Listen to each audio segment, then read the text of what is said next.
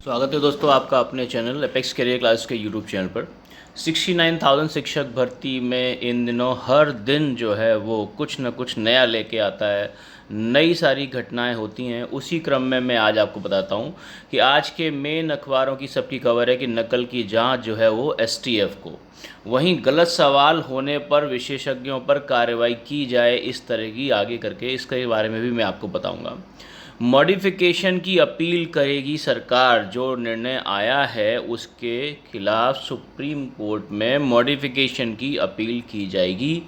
भर्ती में हुआ आरक्षण का पूर्णतः पालन, ऐसा कहा है मंत्री जी ने।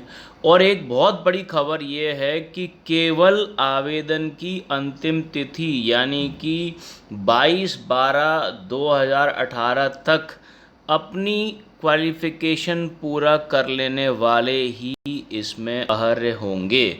ये बड़ी बात है। इन सब के बारे में मैं विस्तार से चर्चा करूंगा, परंतु यदि आपने चैनल सब्सक्राइब नहीं कर रखा है तो प्लीज़ सब्सक्राइब कर लीजिए, बेल आइकन दबा लीजिए ताकि जो भी इन्फॉर्मेशन है वो आप तक पहुंच सके। तो शुरुआत करते हैं दोस्तों।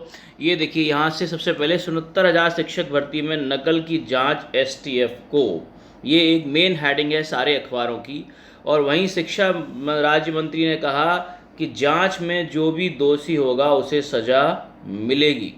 37,339 को छोड़ बाकी पदों पर भर्ती का रास्ता साफ। आपको पता ही है, मैं कल बता चुका हूं आपको, और 14 जुलाई को इसकी सुनवाई होनी है। और वहीं पर मॉडिफिकेशन की अपील दायर करेंगे। ये इसमें सारी खबरें हैं, जरा मैं आपको एक एक करके विस्तार से बताता हूँ। सबसे पहले मैं अगर इसको पढ़ता हूँ तो कहते हैं, प्रदेश सरकार ने बेसिक शिक्षा परिषद में 69,000 सहायक अध्यापक भर्ती में प्रयागराज के एक परीक्षा केंद्र पर नकल की जांच एसटीएफ को सौंप दी है।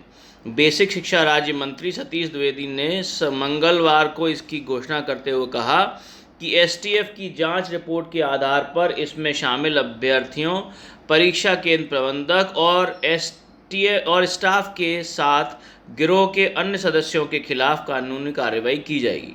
अभ्यर्थियों और परीक्षा केंद्र को डिवार किया जाएगा। मंत्री ने कहा कि बीते माह 2020 में राहुल नाम के एक अभ्यर्थी ने शिकायत की कि फरवरी 2020 में एक व्यक्ति ने उसे इस भर्ती में पास कराने के लिए रिश्वत की मांग की। उन्होंने दावा किया कि राहुल की शिकायत से भर्ती परीक्षा के परिणाम पर कोई असर नहीं पड़ता है। फिर भी प्रयागराज पुलिस ने मामले में एफआईआर दर्ज करते हुए चिकित्सक डॉक्टर के.एल. पटेल, संतोष कुमार लेखपाल सहित कुल 11 लोगों को 6 और 8 जून को गिरफ्तार किया। उन्होंने कहा कि एसटीएफ की जांच रिपोर्ट के आधार पर कार्रवाई की जाएगी। द्विवेदी ने बताया कि शिक्षक भर्ती परीक्षा 6 जनवरी 2019 को की गई थी, उसका परिणाम भी तैयार था। यदि कट ऑफ को लेकर मामला उच्च न्यायालय में नहीं अटका होता तो परिणाम भी 2019 में ही जारी हो जाता। ये बात उन्होंने कही। यहीं मैं आपको बता देना चाहता हूँ, देखें ध्यान से। इन्होंने कहा है आरक्षण के नियमों का पालन किया गया। ये द्विवेदी ने कहा कि शिक्षक भर्ती में आरक्षण व्यवस्था का पूरी तरह पालन किया गया है। एमआरसी के तहत सामान्य वर्ग के पदों पर वरीयता के अनुसार ओबीसी और एससी के अभ्यर्थी भी चयनित हुए हैं। उन्होंने कहा कि जिला आवंटन में उच्च न्यायालय के आदेश के तहत संबंधित श्रेणी के अभ्यर्थी को वरीयता दी गई है, ये ऐसा उन्होंने कहा है। वहीं अगर मैं आपको बताता हूँ, ये देखिए यहाँ पर मॉडिफिकेशन की अपील दायर करेगी सरकार। ये मैंने आपको पहले भी बताया था, फिर से ये एक इम्पोर्टेंट बात है आपके लिए। ये देखिए, ये लिखा है, फैसला आने के बाद बेसिक राज्य मंत्री स्वतंत्र प्रभार ने कहा कि सर्वोच्च न्यायालय में बेसिक शिक्षा विभाग का पक्ष सुने बिना निर्णय दिया है, इसलिए विभाग सर्वोच्च न्यायालय में मॉडिफिकेशन का मतलब है संशोधित आदेश जारी करने के लिए अपील करेगी, ये सरकार ने कहा है। करेक्ट है। अभी इसी में मैं आपको बताता हूँ, ध्यान से देखेंगे तो शिक्षा मित्रों की मांग पर 14 जुलाई तक के लिए सुप्रीम कोर्ट ने आदेश दिया है। शिक्षा मित्रों का 40-45% अंक प्राप्त करने का दावा है। सरकारी सूत्रों के मुताबिक इस परीक्षा में 4,10,000 अभ्यर्थी शामिल हुए। इनमें से 45,000 शिक्षा मित्र थे। करीब 8,000 शिक्षा मित्रों को 60 से 65% अंक मिले। ऐसे में यह मानकर चलना कि शेष शिक्षा मित्रों को 40 से 45% अंक मिले होंगे बेमानी है। यह संख्या करीब 12,000 है। ये एक बड़ी खबर है। देखिए, ये संख्या करीब 12,000 है, सरकार ने साफ किया है।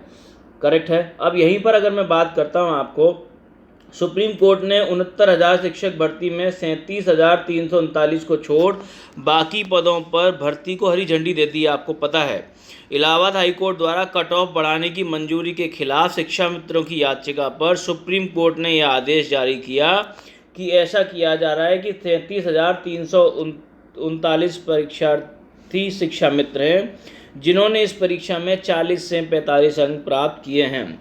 जस्टिस मोहन एम शांतानागौर और जस्टिस विनीत शरण की पीठ ने यूपी सरकार से कहा कि वह 33,300 पदों की भर्ती प्रक्रिया पर 14 जुलाई तक रोक लगाए।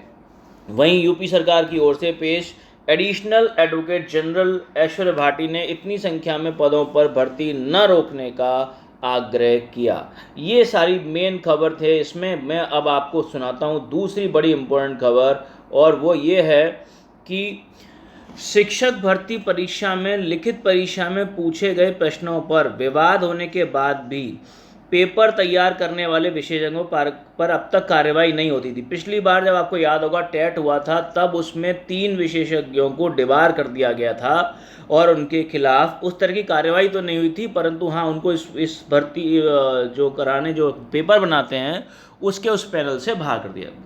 दरअसल परीक्षा संस्था अभी प्रश्नों के दिए गए जवाब सही मान रही है।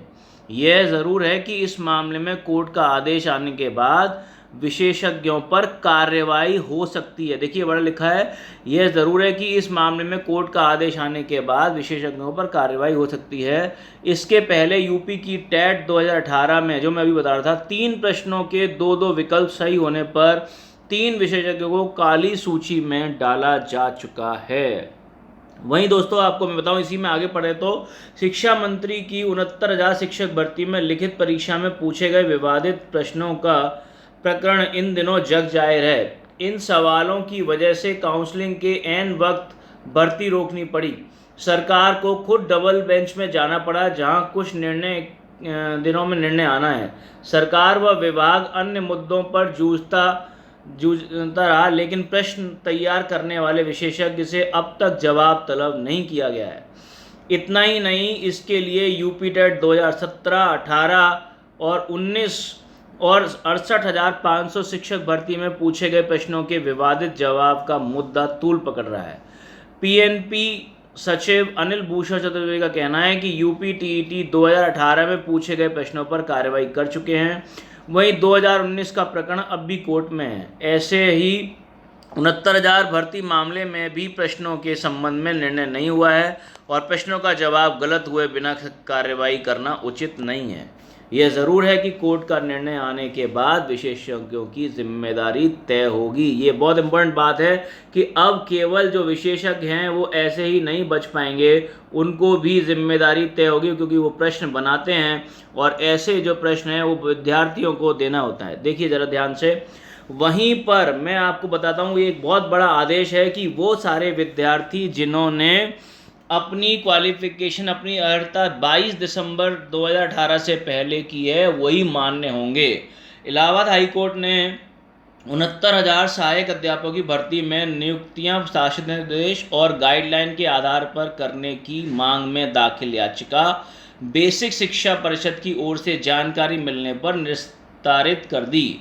यह आदेश न्यायमूर्ति अश्विनी कुमार मिश्र ने देवेंद्र सिंह और 7 अन्य की याचिका पर दिया है। बेसिक शिक्षा परिषद की ओर से कोर्ट को बताया गया कि आवेदन की अंतिम तिथि 22 दिसंबर 2018 ही अर्हता के लिए निर्धारित है। इस तिथि तक आवश्यक अर्हता वाले ही नियुक्ति के हकदार होंगे। बहुत इंपॉर्टेंट बात है, इस तिथि तक आवश्यक अर्हता वाले ही नियुक्ति के हकदार होंगे। इस जानकारी के बाद कोर्ट ने याचिका निस्तारित करते हुए रिकॉर्ड में दर्ज करने के निर्देश दिए। वहीं मैं आपको बताना चाहता हूं, ये जो है आरक्षण की बात पर क्या कहा बेसिक शिक्षा राज्य मंत्री डॉक्टर शशि चंद्र द्विवेदी ने। अभ्यर्थी ऑनलाइन फॉर्म भरता है, उसके विभाग कुछ नहीं करता। अभी अभ्यर्थियों की काउंसलिंग में प्रमाण पत्रों की जांच होती है। यदि अभ्यर्थी अपने फॉर्म के अनुसार प्रमाण पत्र नहीं देगा तो उसका लाभ नहीं मिलेगा। गोसाई अगर तिवारी सरनेम लगता है और उसके पास ओबीसी वर्ग का प्रमाण पत्र है तो इसका लाभ मिलेगा। अर्थात ये है किसी के सरनेम से उसकी जाति के बारे में कोट करना मुश्किल है। सरनेम लोग लगा लेते हैं परंतु उससे उसकी जाति तय नहीं होती है। जाति तय के लिए तो उसके पास जो है वो प्रमाण पत्र होने चाहिए, तभी वो इसका लाभ ले सकेगा। एमआरसी पर भी सरकार का पक्ष रखा डॉक्टर द्विवेदी ने कहा कि 50% अनारक्षित वर्ग की सीटों पर आरक्षित वर्ग के मेरिटोरियस वर्ग के अभ्यर्थी भी चुने जाते हैं, लेकिन जिला आवंटन में एमआरसी का ध्यान रखा गया है। जिला आवंटन में आरक्षित वर्ग के अभ्यर्थी को उसके वर्ग की मेरिट के हिसाब से वरीयता वाला जिला दिया जाएगा और इसका हमने ध्यान रखा है। ये ऐसा कहा द्विवेदी जी ने। अब ये जो भी है दोस्तों प्रक्रिया जारी, आपको पता है आज बहुत इम्पोर्टेंट जो है जजमेंट आने वाला है जिससे पूरी भर्ती की दिशा जारी होगी। उसकी सारी अपडेट मैं आपको दूंगा। आपके अच्छे भविष्य की मैं कामना करते हुए आपको शुभकामनाएं। Thank you very much.